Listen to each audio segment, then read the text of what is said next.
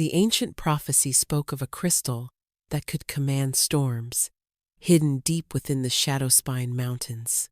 What it didn't mention was that whoever claimed it would lose their humanity forever. Chiron Thorne had spent 3 years preparing for this moment, studying every map, every legend, every warning. He stood at the edge of the cursed forest, knowing that in 7 days, the constellation alignment would reveal the crystal's location for exactly 1 hour. 127 treasure hunters had already arrived, setting up camps, sharpening weapons, forming alliances they'd inevitably break. They all believed the crystal would make them the most powerful being alive. They were right, they just didn't know the price. But Chiron had discovered something none of them knew. The crystal wasn't just hidden by the mountains. It was guarded by someone who'd been waiting half a millennium for the right person to find her. Someone whose very existence would change everything he believed about magic, power, and the choice between saving the world or saving his soul. The hunt was about to begin, and the real treasure? It wasn't what anyone expected. Chiron adjusted the worn leather strap of his satchel, feeling the weight of his deceased mentor's journal against his ribs. The settlement of Thornhaze sprawled before him, a makeshift city of tents, wagons, and hastily built shelters that had sprouted at the mountain's base like mushrooms after rain. The sensation of being observed prickled across his neck, but when he turned, he saw only the chaos of preparation. "You're either very brave or very stupid," a gravelly voice said. Chiron faced the speaker, a scarred woman missing her left eye, her remaining eye sharp as broken glass. Captain Vex, former military, now the most expensive mercenary money could buy. "Maybe both," Chiron replied, continuing toward the registration tent. "The Blackstone Company has 20 men," Vex called after him. "The Crimson Guild brought 30. You're alone." He paused but didn't turn. "Alone is faster." Vex's laughter was like grinding stone. "Alone is dead, boy. The forest has taken everyone who entered alone. Their bones line the paths like mile markers." The registration tent reeked of sweat and ambition.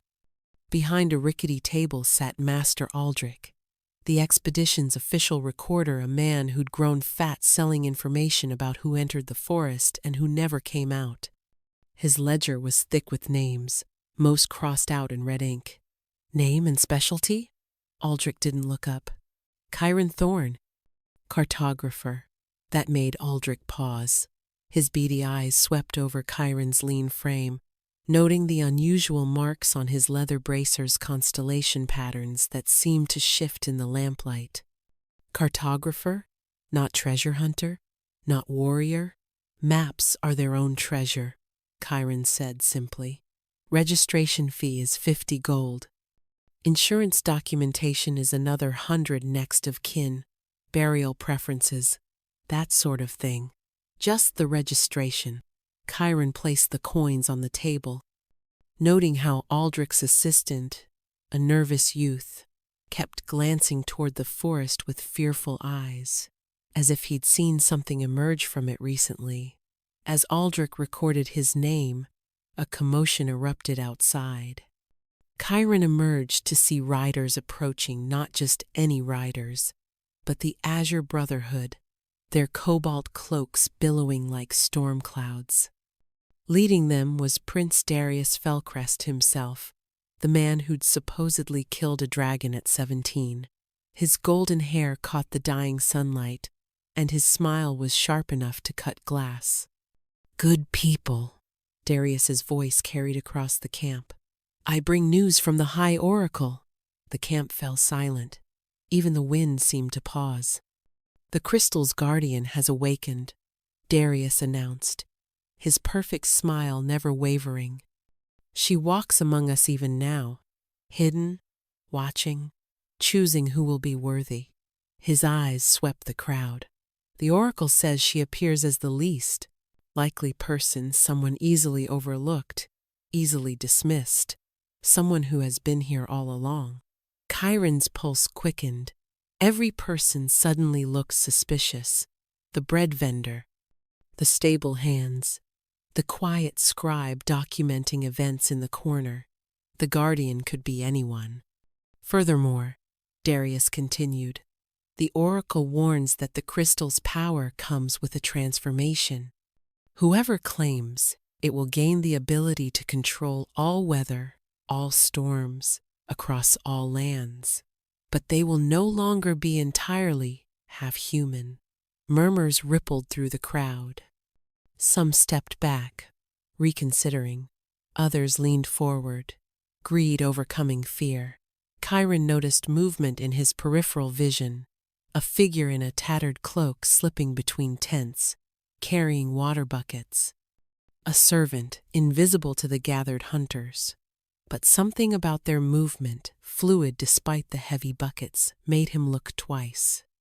The figure paused, and for just a moment, he glimpsed eyes beneath the hood, luminous as moonlight, timeless as stone. Then they were gone, vanished into the maze of tents. Those eyes weren't human, he was certain of it. 3 more things, Darius raised his hand. First, the forest has new defenses. The screaming vines have spread to the outer paths. Second, something has been killing scouts, not eating them, just emptying them, leaving husks. And third, his smile grew cruel. The emperor has doubled the reward. 50,000 gold pieces, plus lands and title. The camp exploded into chaos. 50,000 gold could buy a small kingdom, but Chiron wasn't listening anymore. He was thinking about those luminous eyes, about the way they'd looked through him rather than at him, as if measuring something deeper than flesh and bone. Night fell like a closing fist. Chiron set up his simple tent apart from the others, near a cluster of standing stones that predated any map. As he worked, he heard footsteps soft, almost silent. The water carrier from earlier stood nearby, hood still drawn low. "You're not here for gold," the figure said. It wasn't a question. The voice was feminine but strange, like wind through hollow trees. "Neither are you," Chiron replied carefully. "The others see a servant. You saw something else." She set down her buckets. "Why?" "My mentor taught me to notice what others overlook. He said the most powerful things hide in plain sight. Your mentor was Aldwin Thorne." Again, not a question. "He came here 20 years ago. He was different from the others." Chiron's breath caught. "You met him?" "Met him, tested him, found him wanting, though not in the way you'd think." She tilted her head. "You have his eyes, but not his fear." "Interesting. Who are you?" "Tonight? Nobody. A servant who hauls water and tends fires." She picked up her buckets. "But ask me again in 7 days, if you survive that long." She walked away, but her final words drifted back like smoke. "Your mentor left something for you. 3rd stone from the left. Midnight. Come alone, or don't come at all." Chiron stared after her, then at the standing stones. The 3rd one from the left bore carved symbols that seemed to move in the moonlight. He had 3 hours until midnight. 3 hours to decide if he was walking into revelation or trap. Midnight arrived, wrapped in fog thick as wool. Chiron approached the 3rd stone, his hand resting on the knife at his belt. Not that steel would help against someone with storm-bright eyes and knowledge of events 20 years past. The stone stood 12 feet tall, its surface covered in spiraling runes that hurt to look at directly. He placed his palm against the cold surface and waited. "You came." The voice emerged from shadows he hadn't noticed. The servant girl stood, transformed, no longer hunched beneath water buckets. She moved with liquid grace. Her cloak was gone, revealing clothes that seemed woven from shadow itself, and those luminous eyes blazed like captive stars. Most would have brought back up. You said, "Come alone." And if I were lying, if this were a trap, then I'd already be dead, Chiron said simply. You didn't need to lure me anywhere. You could have killed me at my tent. She smiled, the first human expression he'd seen from her. Practical. Good. Aldwin was too much of a romantic. It clouded his judgment. She pressed her hand to the stone beside his. The runes flared white, hot, and the stone opened, revealing a hollow interior containing a leather-wrapped bundle. Your inheritance, she said. Chiron retrieved the bundle, unwrapping it carefully. Inside lay a map unlike any he'd ever seen.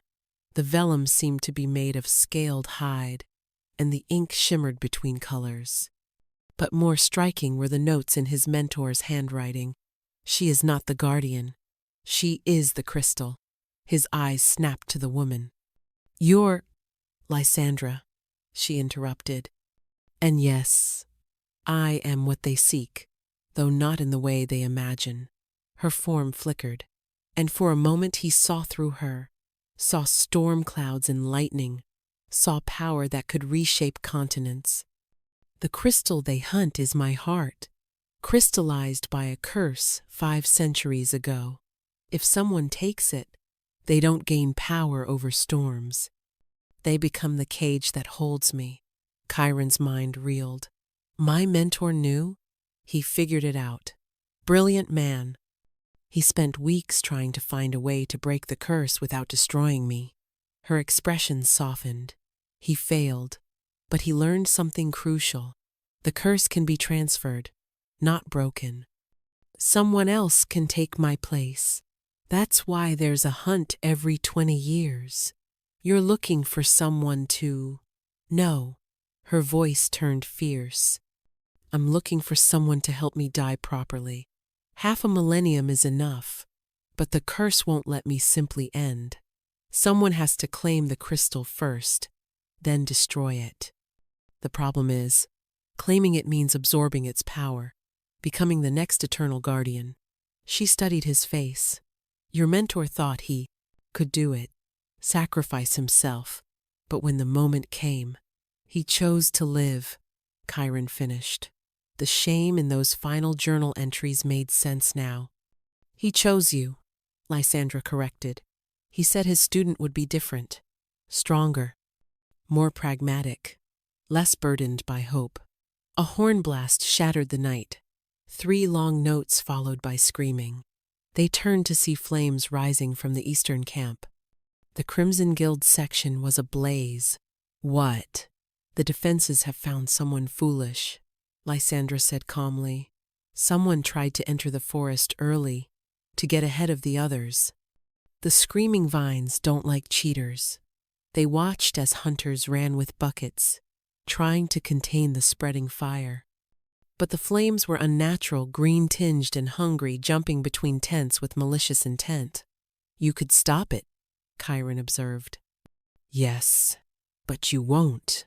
Every hunter here came to cage me for eternity. Why would I save them? Her tempest gaze fixed on him. Would you? Before he could answer, a figure burst from the flames, a young woman, her clothes smoking, dragging an unconscious child. She stumbled, fell, tried to rise. The fire was racing toward them. Chiron moved without thinking, sprinting toward the flames. He heard Lysandra curse behind him, felt a sudden wind rise cold and fierce, pushing the fire back just enough. He reached the woman and child, hauling both away from the inferno. The woman was sobbing. My daughter, she wouldn't wake the smoke. Chiron checked the child's pulse. Weak but present. She needs a healer. The healers are with the rich companies. The woman gasped. We can't afford... Here, Lysandra appeared beside them, placing a pale hand on the child's forehead. Silver light pulsed once, twice. The girl coughed, eyes fluttering open. The mother stared at Lysandra with awe and terror. You're her, the guardian. I'm nobody, Lysandra said firmly. You saw nothing. Understand? The woman nodded, frantically, gathering her daughter and fleeing. But others had noticed hunters at the fire's edge were pointing, whispering. Lysandra pulled up her hood, hunching into her servant's posture again. But it was too late. Fascinating, a smooth voice said. Prince Darius emerged from smoke, his perfect hair somehow unruffled. A servant who commands silver light. How unexpected. His hand rested on his sword. Though perhaps not the right word. I've been watching you all evening. Your Highness, Lysandra mumbled, affecting a commoner's accent. You're mistaken. Please don't insult my intelligence. Darius smiled that sharp smile. The oracle described you perfectly. Ageless eyes in a young face. Power dressed in rags. The question is, are you the guardian, or something else entirely? Chiron stepped between them. She's with me. The cartographer? Darius laughed. How delightful. The mapmaker found the treasure before the hunt even began. His eyes glittered dangerously. That hardly seems fair to the rest of us. I found nothing, Chiron said evenly. She's my assistant, good with languages and old texts, useful for reading ancient markers. Darius circled them slowly. An assistant who glows silver. How remarkably convenient. He stopped directly in front of Lysandra. Show me your eyes. She kept her head down. My lord, please. Darius's blade whispered from its sheath, the point lifting her chin. I said, show me your... The sword froze, literally. Ice spread from where it touched her skin, racing up the blade toward Darius's hand. He dropped it with a curse, stepping back. Interesting, he said, flexing his frozen fingers. Very interesting indeed. He smiled wider. I'll make you a deal, assistant. Help me reach the crystal first, and I'll ensure your friend here survives the journey. Refuse, and I'll tell everyone what you are. How long do you think you'll last with 127 hunters after you? Lysandra finally looked up, her storm-silver gaze blazing. You think you're the first to threaten me, princeling? I've watched empires rise and fall. What makes you special? This. Darius pulled out a black crystal shard hanging from his neck. It pulsed with dark light, and Lysandra stumbled, gasping. The oracle gave me this. Said it was carved from your original prison. It can't hold you, but it can hurt you. Badly. Chiron caught Lysandra as she swayed. Her skin was ice cold, and he could feel her trembling. Your answer? Darius asked pleasantly. Partner with me, or become the hunted. Neither. Lysandra straightened, though Chiron could feel her still shaking against him. You can't hunt what you can't find. She grabbed Chiron's hand, and the world exploded into wind and shadow. He felt himself dissolving, reforming, his stomach dropping as if falling from a great height. When the sensation stopped, they stood in a cave behind a waterfall, the sound of rushing water drowning out the world beyond. What how? Storm walking. Lysandra gasped, collapsing onto a stone ledge. Riding the wind itself. Haven't done that with another person in centuries. She looked pale, her lightning-touched eyes dim to gray. Your mentor was heavier. You brought him here? Once. When he first figured out what I was. She leaned back against the cave wall. This place exists between spaces technically inside the forest borders, but outside its defenses. We're safe here. For now. Chiron explored the cave, finding supplies, preserved food, water barrels, even books. You've been preparing for longer than you can imagine. She watched him with those eternal eyes. Every 20 years, I hope someone will be different. Every 20 years, I'm disappointed. What makes you think I'm different? I don't. Yet. She pulled off her servant's cloak, revealing the strange shadow-woven clothes beneath. In the dim light filtering through the waterfall, she looked more spirit than flesh. But you did something interesting back there. You saved that child without hesitating. No calculation, no weighing of benefits, just action. Anyone would have? No, they wouldn't. And haven't. She gestured to a wall covered in names and dates. Every hunter who's come for the crystal. I remember them all. Baron Thorn in 1423. Let 30 villagers burn rather than reveal his position. Lady Winterscale in 1443. Poisoned her entire team to claim the prize alone. Prince Darius out there? He once destroyed a dam to flood out rivals, drowned a fishing village in the process. Chiron studied the names. So much death, all for power. And my mentor? Aldwin was different. He came for knowledge, not power. When he learned what I was, he spent weeks researching ways to break the curse without destroying me or transferring it. Her expression softened. He treated me like a person, not a prize. It had been so long since anyone. She trailed off. You cared for him. I trusted him. There's a difference. She stood, moving to a natural window in the rock. Caring is dangerous when you live forever.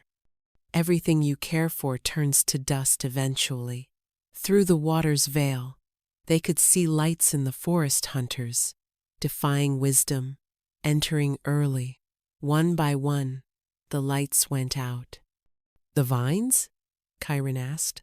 Among other things, the forest has collected defenses over the centuries. Some I placed. Some grew naturally from the magic I leak.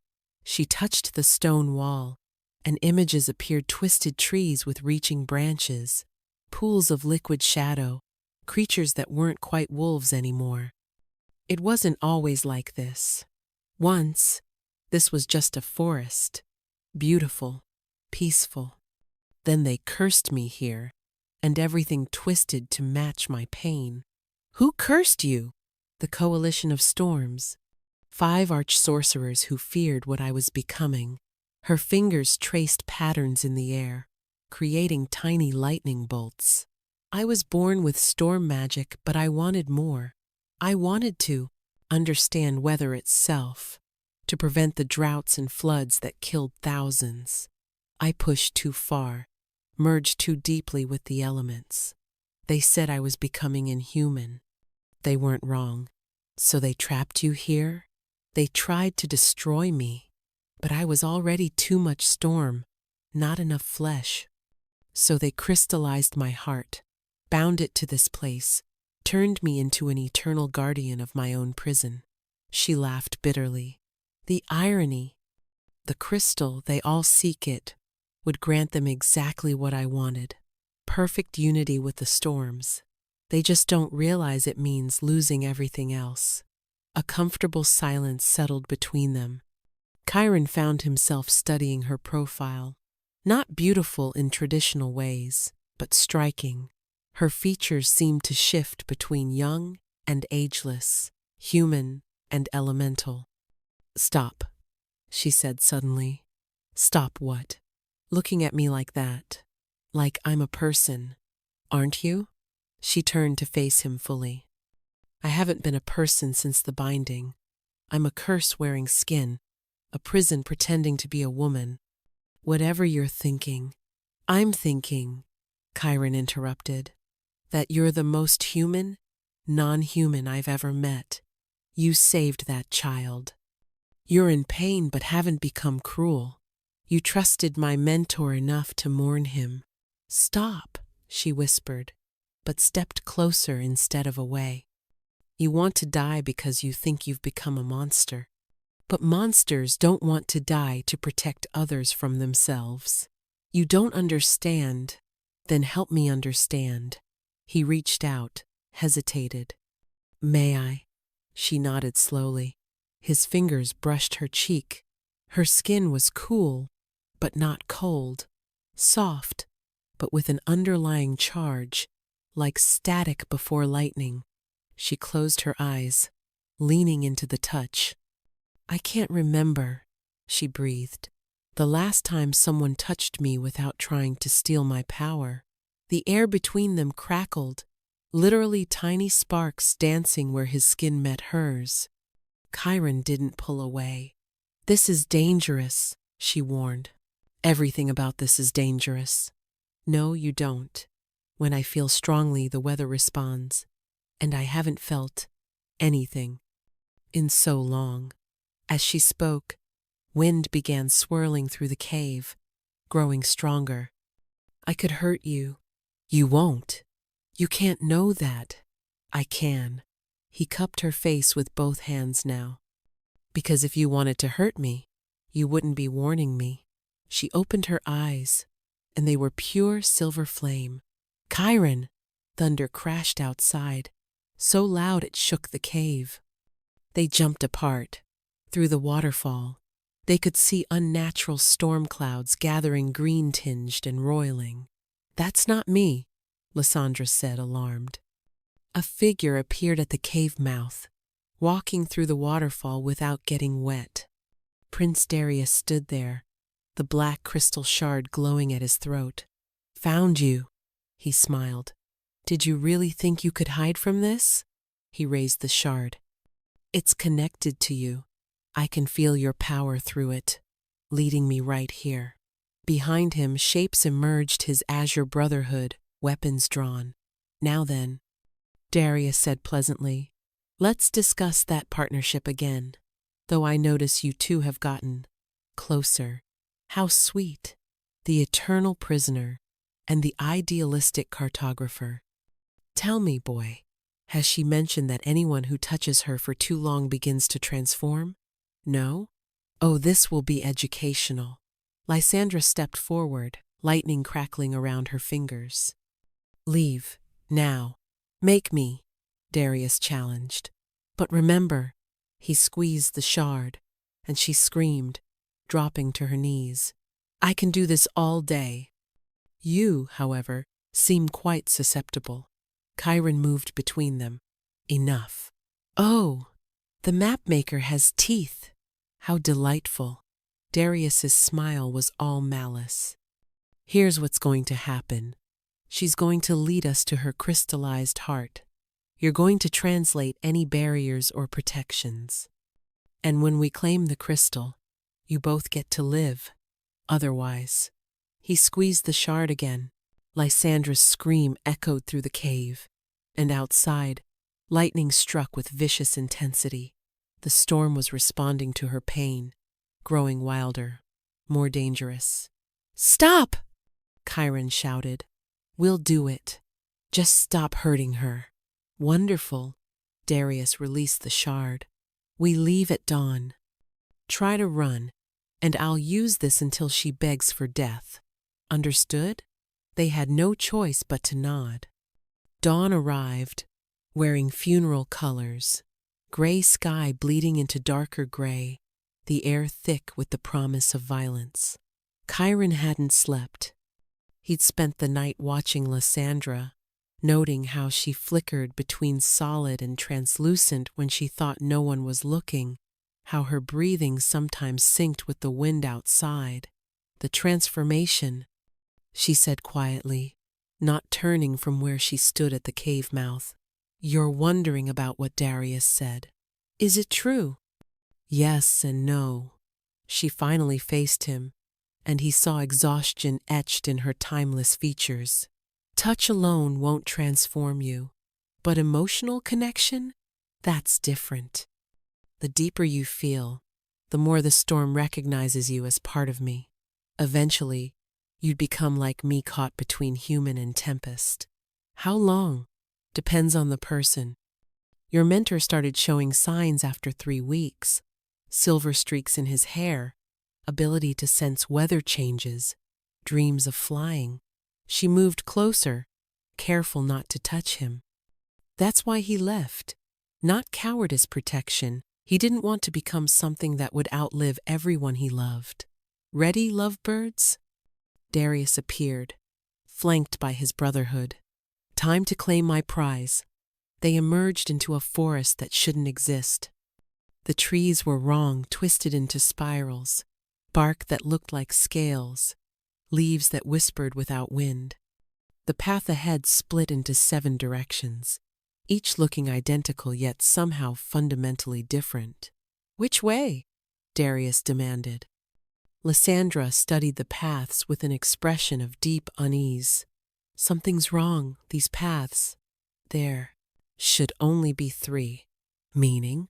Meaning the forest is evolving. It's responding to the number of intruders, creating new defenses. She pointed to the leftmost path. That one didn't exist yesterday. A scream echoed from somewhere ahead, human, terrified, cut short. The Crimson Guild had entered early, and they were paying for it. We take the 3rd path, Lysandra said. Why that one? Darius asked suspiciously. Because the others will kill you in ways you can't imagine. She started walking. The 3rd path will only probably kill you. They walked for an hour in tense silence, the forest growing stranger with each step. Flowers made of ice bloomed beside pools of boiling mud. Birds with too many wings watched from branches that grew downward. And always, just at the edge of hearing, something large was moving parallel to them. We're being watched, Chiron murmured to Lysandra. The Thornkeeper, she corrected. It's been here almost as long as I have, drawn by the magical overflow. It doesn't attack unless provoked by violence. An arrow whistled past her head. From the forest emerged the Blackstone Company, 20 sellswords led by a woman with ritual scars covering her arms, Captain Morwen Blackstone herself. Prince Darius, she called out. Another arrow knocked. Fancy meeting you here, with the Guardian no less. Captain, Darius replied smoothly.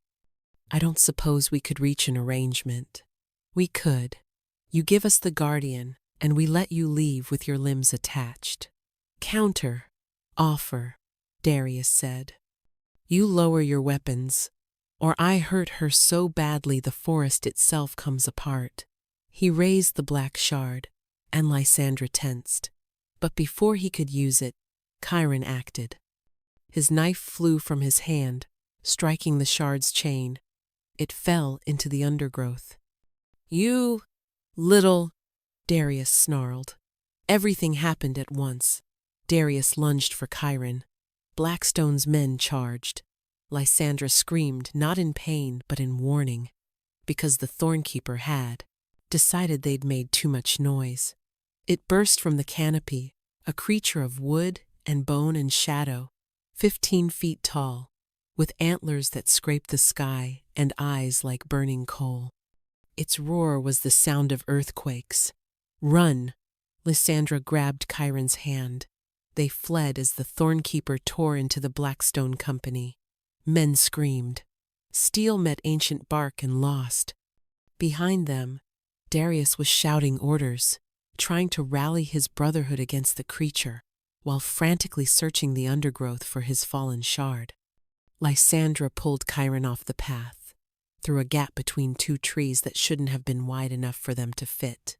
They tumbled into a hollow, landing hard on soft moss. Are you insane? She gasped. The shard, Darius will. He was hurting you. I've endured worse for centuries. That doesn't make it right. He helped her up, noting how her hand lingered in his. Besides, now he can't track us. She stared at him. You don't understand. That shard wasn't just for tracking or causing pain. It was keeping my power contained, without it limiting me. The air around her began to shimmer. Electricity danced across her skin. Her eyes went from silver to pure white, and when she spoke, her voice was multi-layered, like a chorus of storms. I can feel it all, every cloud for 1,000 miles, every drop of rain waiting to fall, every lightning bolt yearning to strike. She looked at her hands in wonder and terror. I haven't felt this much power since before the curse. Is that bad? It's catastrophic. The more power I channel, the less human I become. And if I lose my humanity entirely, the crystal manifests physically rips right out of my chest. Anyone nearby when that happens? She shuddered. Your mentor saw it happen once, in a vision. He said it looked like the world ending in miniature. Shouts echoed through the forest. Darius had found his shard. The survivors were regrouping, and they sounded angry. Behind them, the Thornkeeper's roar faded. It had claimed its territory, and would hunt no more today. We need to move, Chiron said. No. Lysandra's expression hardened with resolve. We need to end this. How? There's a place, the Nexus Chamber, where the curse was first cast. If we reach it before the constellation alignment, I might be able to use this unleashed power to break the curse myself. No transfer, no new guardian, just freedom. What's the catch? The chamber is at the heart of the forest, past every defense I've built over 5 centuries. And without the shard suppressing me, every emotion I feel affects the weather. If I get too angry, tornadoes. Too sad, floods. She glanced at him, affected by certain feelings. And we could have lightning storms that level mountains. So we need to keep you calm while fighting through impossible defenses to reach an ancient chamber that might not even work. While being hunted by over 100 treasure seekers and definitely Darius, who will be very motivated to get revenge. She managed a weak smile. Still want to help me? Before Chiron could answer, Morwen Blackstone stumbled into their hollow, her left arm hanging useless, blood streaming from claw marks across her chest. Please, she gasped, collapsing to her knees. It killed them all. My entire company, 20 years of brotherhood gone in minutes. She looked up at Lysandra with desperate eyes. You control this forest. Call it off, please. Lysandra knelt beside the wounded captain. I don't control the Thornkeeper. It came here on its own, drawn by magic, like moths to flame. Then heal me. I know you can. I saw you save that child.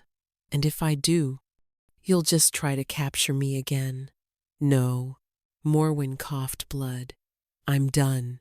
This was supposed to be my last job. Earn enough to retire. Buy that farm I've been dreaming of. But my men, they're all dead because of my greed.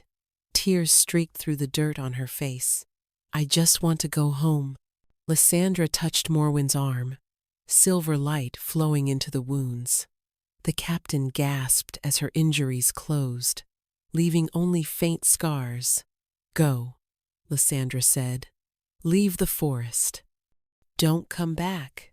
Morwen stood slowly, staring at her savior. You're nothing like the stories say. Stories rarely get it right.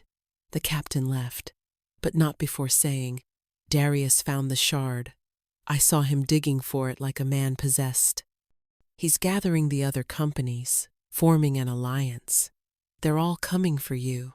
After she left, Chiron asked, Why save her? Because I'm tired of death, following me everywhere. 5 centuries of watching people die for a curse I never asked for. She stood, determination, replacing despair. No more. We reach the Nexus by sunset, or we die trying. They set off deeper into the forest, unaware that Darius wasn't just forming an alliance. He was preparing something far worse, a ritual that would forcibly extract the crystal, regardless of what it did to Lysandra, and hidden in the shadows, something else watched them go. Something that had been waiting half a millennium, for Lysandra to finally have hope again, something that fed on hope. The forest's heart was a graveyard of ambitions. They passed the crystallized remains of treasure hunters from decades past. Men and women turned to glass by touching the wrong flower, stepping in the wrong shadow. Each corpse was a monument to greed, preserved perfectly in their final moments of realization. "Your defenses?" Chiron asked, though he knew the answer. "Some. Others are the forest's own creations. It learned cruelty from me." Lysandra traced her fingers along a crystallized face, frozen in an eternal scream. "I was so angry in the early centuries." The forest absorbed it all. They reached a ravine spanned by a bridge of woven moonlight, literally solidified lunar rays. Impossible and beautiful.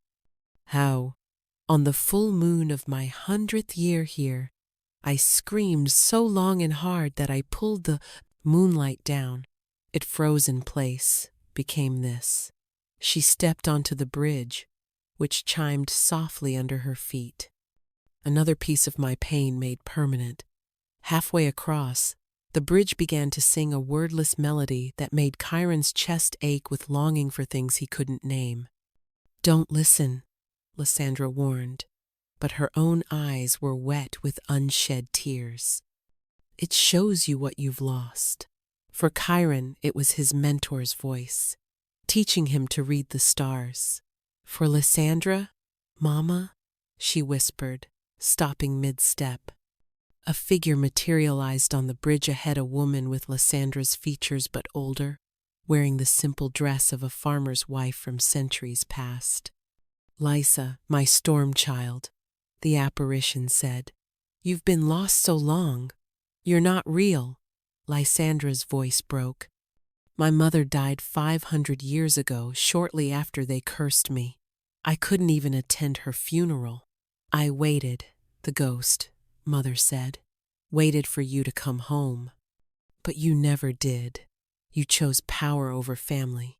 "That's not I was trying to save everyone. The droughts were killing entire villages. You were playing God. And now look at you, neither human nor divine, just empty." Lysandra fell to her knees, sobbing. The sky immediately darkened, storm clouds gathering with frightening speed. Chiron felt the bridge beginning to fracture under the weight of her grief. He knelt beside her, pulling her against him despite the danger. "It's not real. It's the bridge defending itself." "But it's true," she gasped between sobs. "I did choose power. I did abandon her. You chose to try saving lives. That's not abandonment, that's sacrifice." The ghost mother laughed coldly. "Listen to him defending you. Does he know what you really are? Show him, daughter. Show him the monster." Lysandra pulled away from Chiron, standing slowly. "You want to see the monster? Fine." She let go. Her human shape dissolved into living storm. She became a figure of pure elemental fury, lightning for veins, thunder for a heartbeat, her hair a cascade of rain and hail. Her eyes were twin hurricanes, and when she spoke, it was with the voice of every tempest that had ever been. "This is what I am." The bridge shook. "This is what the curse made me." But Chiron didn't run. Instead, he stood and reached out, his hand passing into the swirling chaos of her form. It burned and froze simultaneously, but he didn't pull back. "I see you," he said simply. The storm froze. "What?" "I see you, Lysandra. All of you. And you're beautiful. I'm a monster. You're in pain. There's a difference." His hand found something solid within the tempest. Her hand, still human at its core. "Come back," she reformed slowly, solidifying around their joined hands. The ghost, Mother, shrieked and dissolved. The bridge steadied. They stood there, hands clasped, both breathing hard. "No one's ever," Lysandra started, "seen your true form and not run?" Your mentor mentioned it in his notes, said it was magnificent and terrifying. You read his private notes?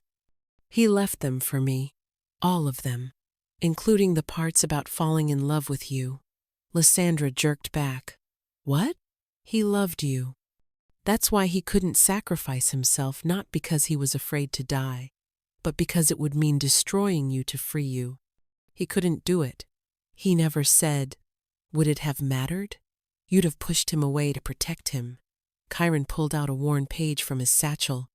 His last entry. Tell her I'm sorry. Not for leaving, but for not being strong enough to stay. Before Lysandra could respond, horns echoed through the forest, dozens of them, from all directions. They've united, she breathed. All the companies, working together. They ran, crossing the bridge just as arrows began falling like rain. The forest path twisted, leading them through a grove where the trees bled silver sap, past a pond that reflected different skies, into a canyon where the walls whispered accusations. Finally, they reached it, a massive tree, twisted into an unnatural spiral, its trunk opening into darkness. The Nexus chamber is inside, Lysandra said. Once we enter, the defenses will activate. Everything the forest has will try to stop us. Because the forest doesn't want you free? Because the forest is me, in a way. And part of me, she looked away, part of me is terrified of freedom, of who I'll be without the curse defining me. Shouts behind them, the hunters were close. They plunged into the tree's darkness. Immediately, the walls came alive with thorns. Chiron pulled Lysandra aside as a spike shot past where her head had been. The tree knows I'm here, she gasped. It's trying to keep me from the center. They fought through dodging thorns, leaping over suddenly, opening pits, as the tree itself tried to expel them. Behind them, they heard Darius's voice. They went in, surround the tree. They'll have to come out eventually. Deeper they went, until they reached a chamber of pure crystal walls, floor, ceiling, all reflecting infinite versions of themselves. At the center stood a pedestal with an indentation in the shape of a heart. This is it, Lysandra breathed. Where they cursed me, where my heart was crystallized. She approached slowly. If I can channel enough power here where the curse began, I might be able to. Might? Darius's voice echoed from everywhere and nowhere. He stepped out of a reflection, somehow inside the chamber with them. That's not very reassuring. How? The black shard. It doesn't just hurt you, it's part of the original curse. It lets me walk through your defenses, step through your reflections. He smiled coldly. Did you think I'd let you destroy my prize? It's not a prize, Lysandra snarled. It's my heart. Semantics. Darius pulled out not one but 5 black shards, forming them into a crown. The oracle didn't give me just one piece. She gave me enough to complete the ritual. He placed the crown on his head, and Lysandra screamed, her form flickering violently between human and storm. Here's what happens now, Darius said conversationally as Lysandra writhed. The crown will force your heart to manifest physically. I'll claim it, gain your power, and well, you'll finally get the death you wanted. Everyone wins. You'll become the curse, Chiron shouted. You'll be trapped here forever. No, that's where you're wrong, Darius smiled. The oracle told me the secret, though perhaps she only told me what I wanted to hear. I believed that the curse only traps you if you have humanity to lose. And me? His eyes went completely black. I thought I'd sold my humanity years ago for power. But touching your memories, his voice wavered slightly. I was wrong about many things. The ritual began anyway. Dark energy pouring from the crown into Lysandra. Her chest began to glow, something crystalline pushing against her ribs from the inside. "Stop!" Chiron lunged at Darius, but passed right through him. "I'm not fully here, boy. I'm in the reflection realm, untouchable, but able to touch." Darius increased the pressure, though his expression showed conflict now. "But perhaps there's another way." Lysandra's scream shattered every crystal surface except the floor. Her chest cracked open like an egg, revealing a crystal heart of impossible beauty, every color and no color, solid and liquid, containing entire storms within its facets. The crystal heart pulsed once, twice, and the world exploded. Chiron was thrown back as pure magical force erupted from Lysandra's chest. The tree shook, its defenses going haywire, thorns shooting in all directions, roots bursting from walls, sap flooding the floor. Lysandra hung suspended in midair, her crystal heart half emerged from her chest, connected by threads of lightning. Her eyes were white voids, and when she spoke, it wasn't her voice but the echo of every storm ever born. "You seek to claim the Prosciutto, Tempest itself?" Darius laughed, but it was tinged with uncertainty now. "I seek to become it." His fingers touched the heart's surface, and he screamed. His hand was crystallizing, turning to the same impossible substance as the heart. The transformation raced up his arm. "What this isn't," the oracle said, but she must have known. "The oracle lead," Lysandra's multi-voice boomed. "Or perhaps she knew you'd hear what your greed wanted to hear. No one can claim a living heart without becoming one with its owner." "Then we'll be one," Darius snarled through his pain. "I'll take your power and your prison." "No." Chiron stepped forward, his mentor's journal in hand. "There's another way." He opened to a page near the end, covered in calculations and symbols. Aldwin found it. "The curse can be broken, not transferred, if someone willingly bridges the gap between human and storm. Not taking the power, but sharing it." "Impossible," Darius gasped, his entire arm now crystal. "Not impossible, just requiring something you don't have genuine connection." Chiron approached Lysandra slowly. "The curse was created by 5 who feared her. It can be unmade by one who doesn't." "Chiron, no." Lysandra's real voice broke through the storm chorus. "If you try this and fail, you'll be destroyed. And if I don't try, you'll die anyway." He reached out, placing his hand on the exposed crystal heart. Pain beyond description flooded through him, not physical but existential, as if every atom of his being was being asked to become something else. He felt the storm's rage, 5 centuries of imprisoned fury. But beneath that, loneliness. So much loneliness. "I'm here," he whispered. "You're not alone anymore." The crystal pulsed, and he saw Lysandra as a child, playing in puddles, laughing as rain soaked her dress. Lysandra as a young woman, standing before the coalition, begging them to understand her research. Lysandra's first century of imprisonment, screaming until her throat bled. Lysandra meeting his mentor, the first kind word in decades. Lysandra now, torn between hope and despair. "I see you," he repeated. "All of you. Every moment, every pain, every small joy you've hoarded like treasure." The crystal began to warm under his touch. "Stop!" Darius tried to pull away, but he was stuck, the crystallization spreading to his chest. "You're destroying everything." "No," Lysandra said, her voice becoming singular again. "He's healing it." Chiron felt the storm entering him, not taking over, but sharing space. His vision split between human sight and weather sense. He could feel every raindrop for miles, every cloud's weight, every brewing thunderbolt. But instead of losing himself, he felt more complete, as if he'd been missing half his senses his whole life. "Together," he said to Lysandra. She nodded, tears streaming. Together. They pulled in opposite directions, not to separate the heart, but to expand it.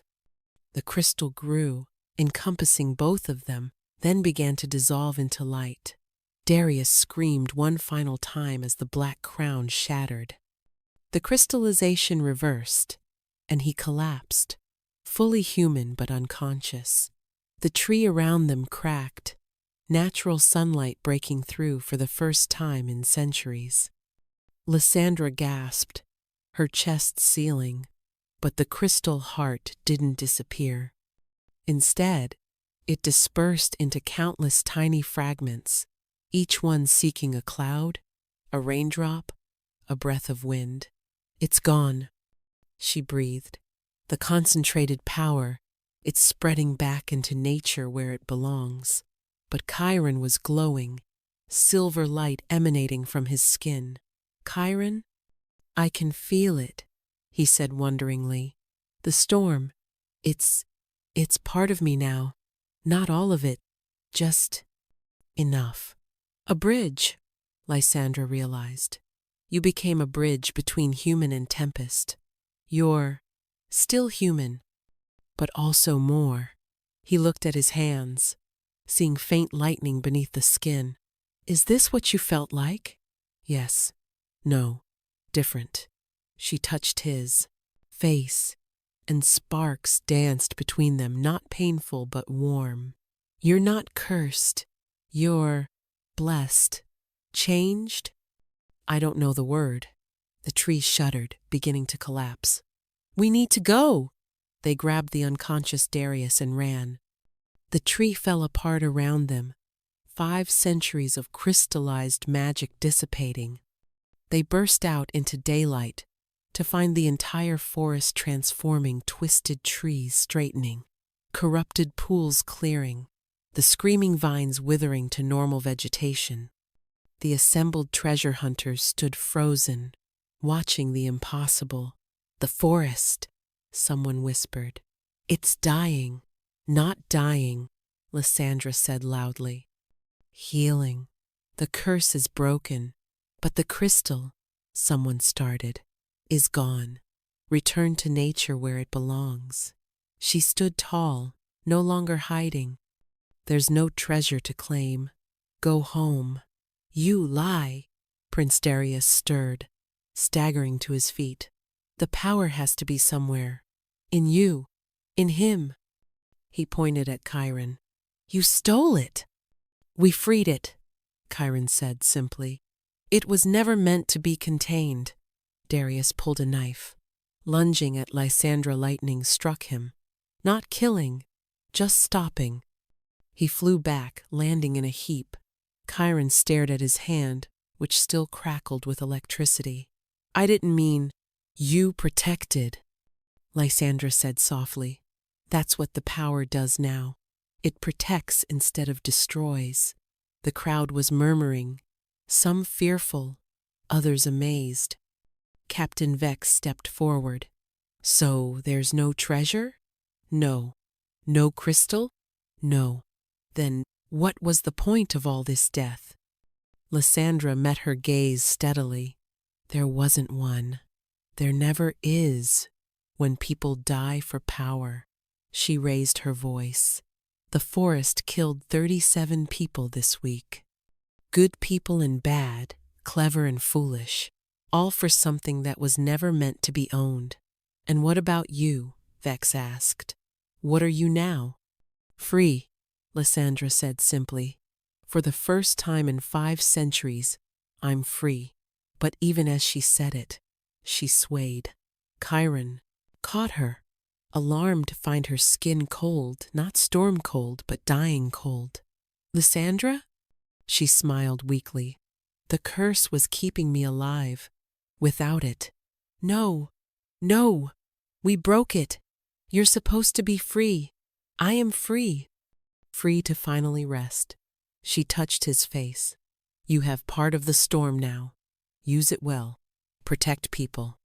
Save them from droughts and floods like I always wanted to. Not without you? You have to. I'm 500 years past my time, Chiron. I should have died centuries ago. The crowd pressed closer, but Vex held them back, her one good eye suspiciously wet. There has to be something. There is. Lysandra pulled him down, whispering in his ear. The Nexus. My original body might still be there, preserved by the curse. If you can get me there before. She coughed, specks of silver in the blood. But it's probably too late. Chiron stood, lifting her easily. Which way? You can't be serious, Darius said, rising unsteadily. She's dying. Let her. Take the power that transfers. This time, Chiron's lightning was intentional. Darius crumpled. Anyone else want to stop me? The crowd parted. Chiron ran through the transforming forest. Lysandra's weight nothing in his weather, blessed arms. Each step sparked with electricity, leaving glass footprints in the sand. The other hunters followed at a distance, not to stop him, but to witness whatever impossible thing might happen next. Left? Lysandra whispered, her voice fading like distant thunder. Through the grove of mirrors. The grove should have been hostile, showing them their worst selves. Instead, the mirrors reflected memories, Lysandra teaching Rain to dance, Chiron learning stars from his mentor, moments of joy before everything went wrong. The forest, she murmured, it's saying goodbye. They burst into the Nexus clearing to find the ancient tree collapsed, revealing a hidden chamber beneath perfectly preserved, untouched by time. At its center lay a body on a stone altar. Lysandra. But not Lysandra. This body was younger, frozen at the moment of cursing, unmarked by centuries, wearing the simple robes of a weather scholar. Peaceful, as if sleeping, your original form. Chiron breathed. The curse separated me from it, created this echo body to be the guardian while my true form slept.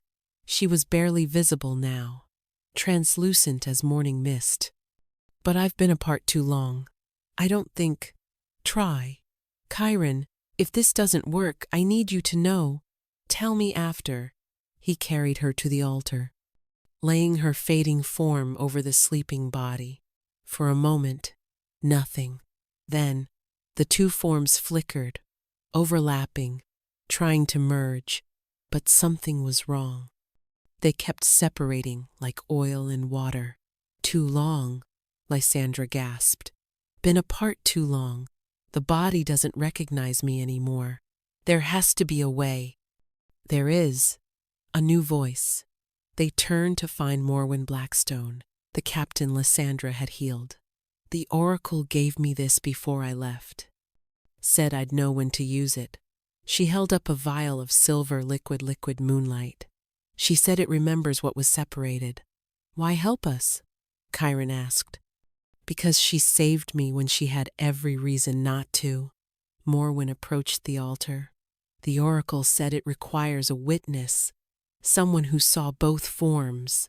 You've seen her as guardian, but has anyone seen her as she was? I have. Another voice. Prince Darius limped into the chamber, supported by two of his brotherhood. His perfect face was haggard, his arrogance replaced by something hollow. In the crystal realm, when I touched her heart, I saw everything, including her last moment as human. You tried to kill her, Chiron snarled, lightning gathering. Yes, and I saw why I was wrong. Darius approached slowly, hands visible. I saw her memories, boy. All of them. Every person she saved with her weather, working before the curse. Every drought prevented. Every flood diverted. Thousands alive because of her. His voice cracked, and I saw my own future.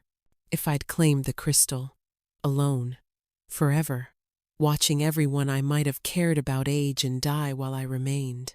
He pulled out a shard of the broken crown, the last piece. This contains the memory of her original form, the moment before the curse took hold. Why should we trust you? Chiron demanded. You shouldn't. But what choice do you have? Darius placed the shard on Lysandra's fading chest. Besides, the oracle told me something else, though I suspect now it was her real message all along. The curse can't be broken by force or sacrifice, only by consensus. The one who caused the harm must help heal it. The shard began to glow, showing an image young Lysandra, standing in a circle of sorcerers, pleading for understanding as power gathered around them.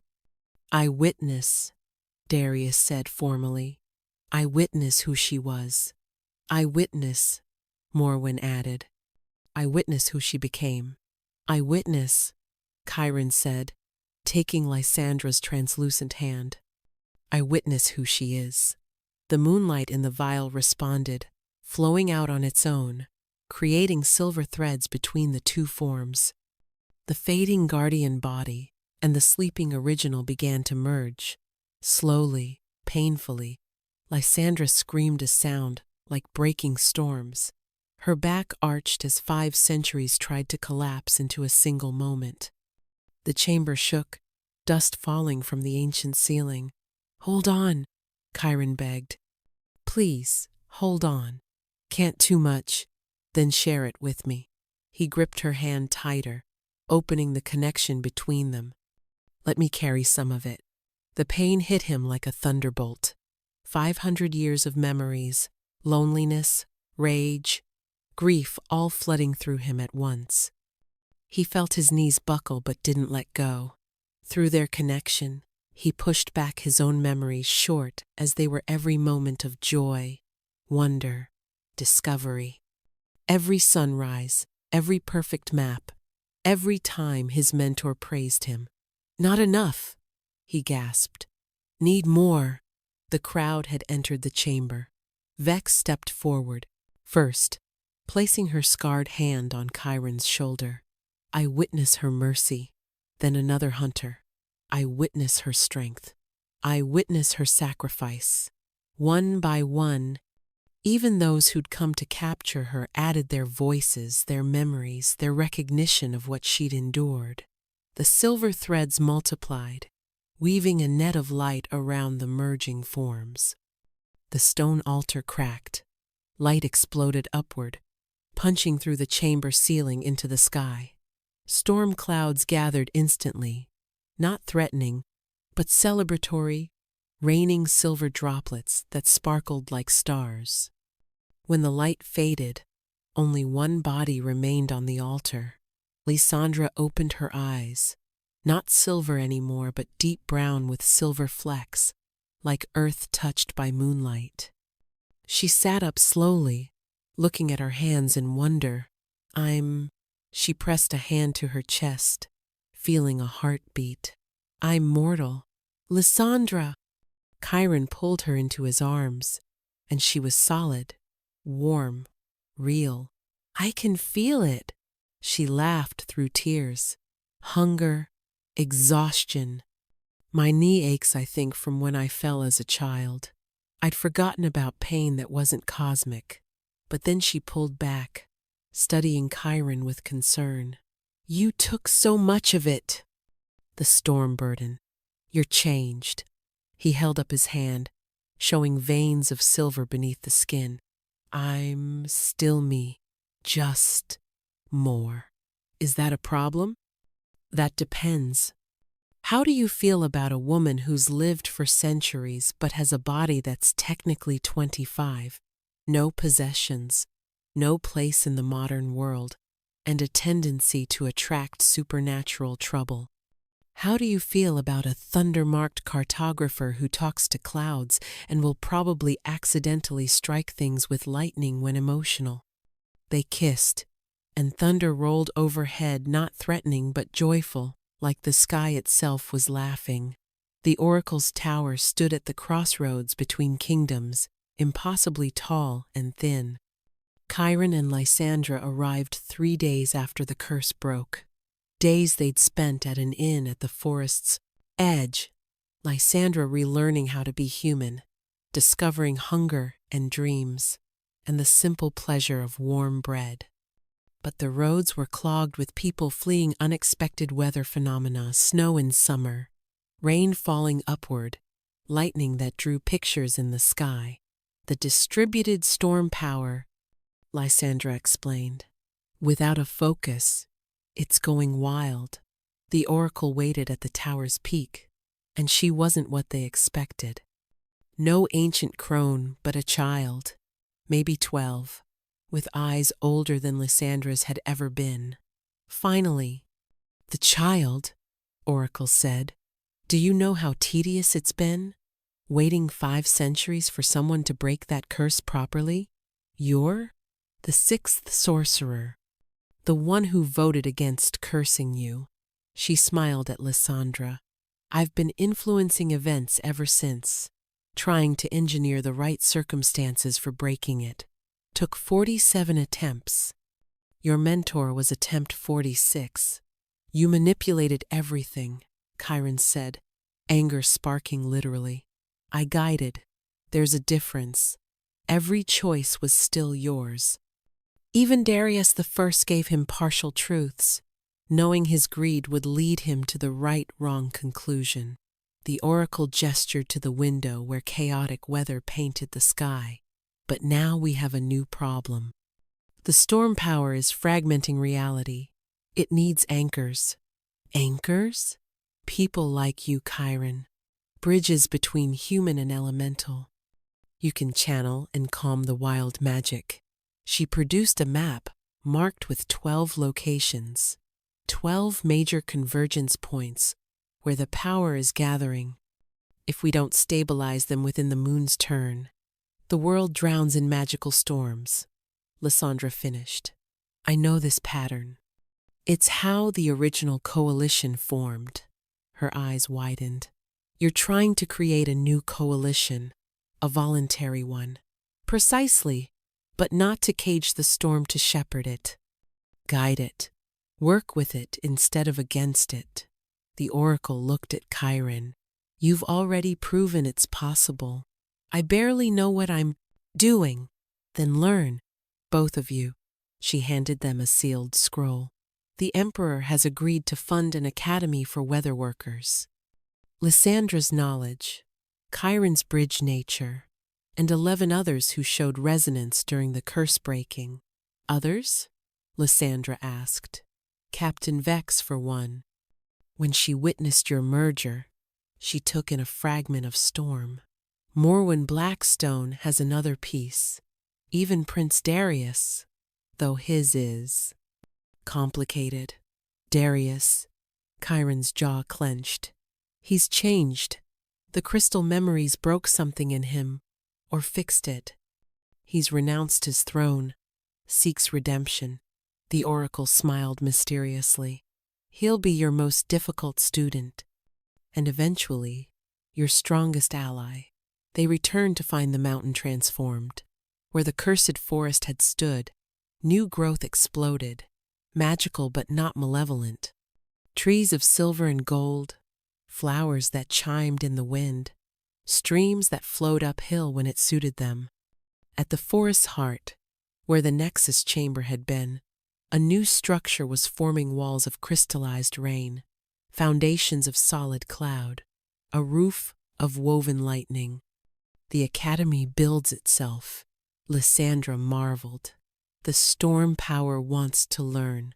They found Darius there, alone, using his fragment of power to guide falling starlight into lanterns. He looked up as they approached, and Chiron barely recognized him. Gone was the arrogant prince. This man looked humbled. "I've been preparing," he said simply. "The dormitories are ready. Captain Vex arrives tomorrow with the first students." "Darius," Lysandra said carefully, "this won't erase what you did. I know.